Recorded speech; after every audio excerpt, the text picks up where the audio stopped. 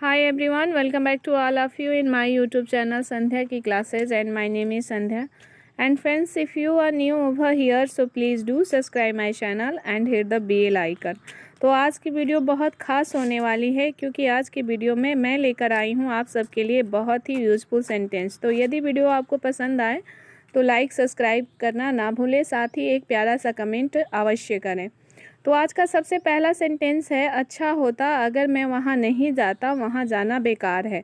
आइए इसका अनुवाद बनाते हैं। अच्छा होता अगर को अंग्रेजी में कहते हैं it would have been better if. अच्छा होता अगर मैं वहाँ नहीं जाता, it would have been better if I had not gone there. वहाँ जाना बेकार है। It's useless going there. It's useless going there का मतलब होता है वहाँ जाना बेकार है। बेकार हो गया, यदि सेंटेंस में हो कि बेकार हो गया तो इसके लिए क्या कहेंगे? इसके लिए कहेंगे इट वाज यूजलेस, बेकार हो गया। मेरा वहाँ जाना बेकार हो गया, जाने से कोई फ़ायदा नहीं हुआ। It was useless for me going there, I did not get any benefit by going there. It did not get any benefit by going there का अर्थ होता है जाने से कोई फ़ायदा नहीं हुआ। जाने से कोई फ़ायदा नहीं हुआ। तो आइए देख लेते हैं अगला सेंटेंस क्या है।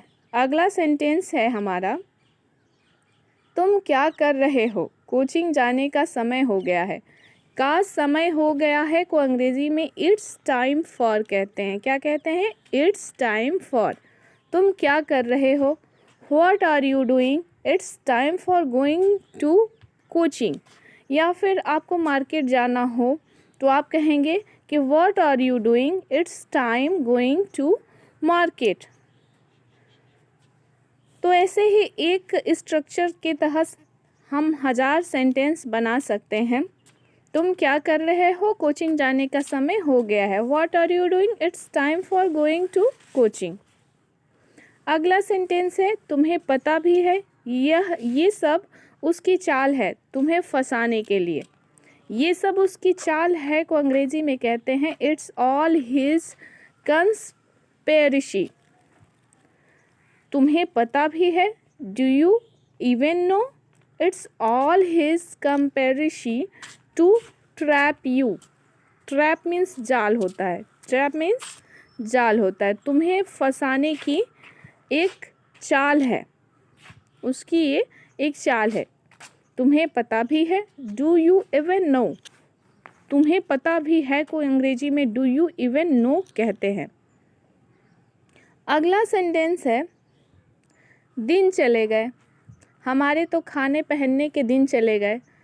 ऐसे डे टू डे लाइफ में हम प्रायः ऐसे सेंटेंस बोला करते हैं कि हमारे तो सुख के दिन चले गए, हमारे तो दुख के दिन चले गए। तो ऐसे सेंटेंस को अंग्रेजी में कैसे अनुवाद करें? अंग्रेजी में कैसे बोलें? दिन चले गए को अंग्रेजी में द डे इज़ गॉन कहते हैं। आपके पढ़ने के दिन चले गए, अब हमारे पढ़ने का समय है। आइए इसका अनुवाद करते हैं, the day of your studying is gone. आपके पढ़ने के दिन चले गए। Now it's time for me to study. अब हमारे पढ़ने के समय हैं। आपके पढ़ने के समय तो चले गए। The day of your studying is gone. तो द डे इज़ गॉन का मतलब होता है दिन चले गए। ऐसे ही अगला सेंटेंस है, ऐसा करने से। ऐसा करने से को अंग्रेजी में हम कहते हैं व्हाइल डूइंग सो। जब भी किसी सेंटेंस में अगर आए कि ऐसा करने से ऐसा हो जाएगा, तो वहाँ ऐसा करने के लिए हम व्हाइल डूइंग सो का प्रयोग करते हैं। मैं तुम्हें बता रहा हूँ ऐसा करने से वह बदनाम हो जाएगा।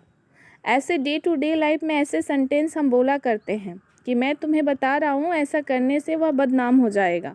आइए इसका अनुवाद करते हैं, I am telling you while doing so he will get disgraced. वह बदनाम हो जाएगा।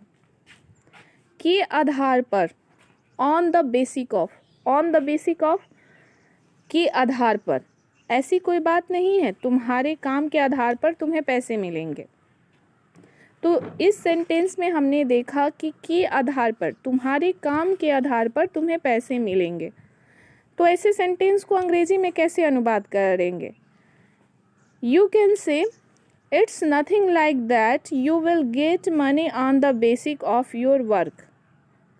तुम्हारे काम के आधार पर तुम्हें पैसे मिलेंगे, ऐसी कोई बात नहीं है। ऐसी कोई बात नहीं है को अंग्रेजी में इट्स नथिंग लाइक दैट कहते हैं।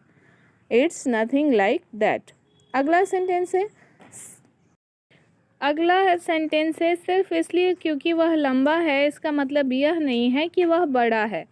सिर्फ इसलिए कि, इसके लिए जस्ट बिकॉज का प्रयोग किया जाता है।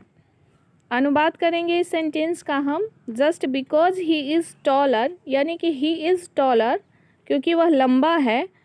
इट डज नॉट मीन, इसका यह मतलब नहीं है, it does not mean that he is older, कि वह बड़ा है। दैट ही इज़ ओल्डर का मतलब होता है कि वह बड़ा है। अब सेंटेंस है हमारे सामने कि जब तक तुम वहाँ पहुँचोगे वह निकल चुका होगा। जब तक कुछ हो चुका होगा, ऐसे सेंटेंस में ऐसे वर्ड्स आते हैं, ऐसे वाक्य आते हैं, तो यहाँ बाय द टाइम का हम प्रयोग करते हैं। जैसे कि जब तक तुम वहाँ पहुँचोगे, by the time you reach there, by the time you reach there he will have left, वह जा चुका होगा या निकल चुका होगा। के खातिर, के खातिर को अंग्रेजी में फॉर द सेक ऑफ। आप कहेंगे के खातिर ये तो कोई सेंटेंस नहीं है। जी बिल्कुल नहीं है ये सेंटेंस। वह अपने बच्चों के खातिर कुछ भी कर सकता है, वह उनसे बहुत प्यार करता है। अब इस सेंटेंस में हमने देखा कि वह अपने बच्चे के खातिर, के खातिर शब्द का आया इसमें, तो ऐसे सेंटेंस को हम कैसे अनुवाद करेंगे? He can do anything for the sake of his childrens, he loves them so much. वह अपने बच्चों के खातिर कुछ भी कर सकता है, वह उनसे बहुत प्यार करता है। जब मैं कार से आ रहा था तो वह मुझे देखकर दंग रह गया।